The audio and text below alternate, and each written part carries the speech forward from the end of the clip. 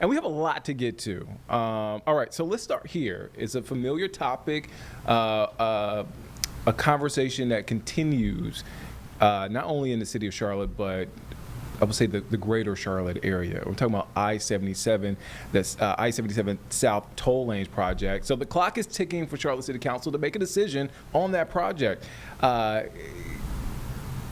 It's a back and forth thing happening here. I was going to go to the script, but I want to go straight to Julie K, because this thing is. I can't remember where we left off with right. It. Okay. Where did we leave off? All right. And where are we now? We left off with the state budget has a provision that requires any municipality, a part of the CRTPO, which is a regional transportation planning organization, to pay back the money NCDOT has already spent if they voted to change their vote and axe the project, to cancel it.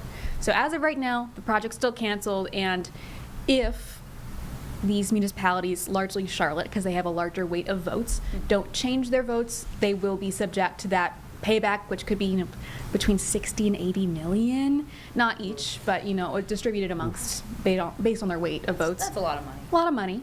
Right. They could be up to pay for that if they don't change it within the 90-day period. We're about halfway through that 90-day period. However, in terms of CRTPO meetings, it's going to have to be the September one. So there's officially a vote on the calendar for September. Some smaller municipalities have already changed their votes. Cornelius, the latest to do that. I know we covered that yesterday. But really, all eyes are on Charlotte. We had a meeting as if I'm on the council. The committee had a meeting on Monday to discuss, updates on it, kind of get a feel for where everyone is at. The consensus right now is there isn't one. But what it does sound like is that some people that, voted against it initially to, take away Charlotte's support for the project for various reasons, are at least looking into those options. Problem is they have to decide in the next 6 weeks, because that September meeting is about 6 weeks away. So we got a chance to talk to Councilman Ed Driggs. Now, granted, he has always been in support of the project, but he's in a very interesting position as the transportation kind of liaison for Charlotte. He's a transportation guy. He's the transportation guy. Go-to guy. Yeah, he's always been in support of the project, while understanding that it's not perfect and there would need to be some changes. But his position is, it sounds like NCDOT is willing to work with us on some of these concerns that we have, but we have to reapprove the project in order for that to happen. They've thrown in some other things too, like the $300 million for community investments for specifically maybe neighborhoods disproportionately or negatively impacted by this construction. Some council members say it says up to $300 million, so who's to say that we're going to get the full thing? So that, I think, is kind of the general where we're at right now, is at least how Councilmember Drake characterizes it, is kind of a distrust between NCDOT and the city of Charlotte. Not necessarily news for there to be tension between the city and Raleigh, but that's kind of where we're at now, is probably how that decision is going to be made is dependent on that level of trust. Like if you needed anything else to put on the plate of contention between the General Assembly and Charlotte. Yes. So.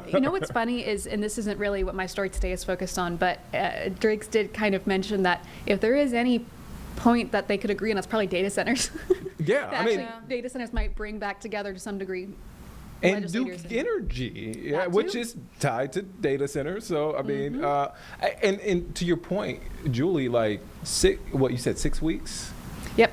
6 weeks. So they still have to sell it to the people. Granted, they have the approval, but like they still want to kind of sell it to the community and say, hey, this is what's going to be beneficial, because so many people, I saw some of the council meetings where there were protests inside of council meetings. On Monday. There were a bunch of community meetings. And so a lot of people are already out on the project. What's interesting though, and there are absolutely people who just want to completely axe the project and start from scratch.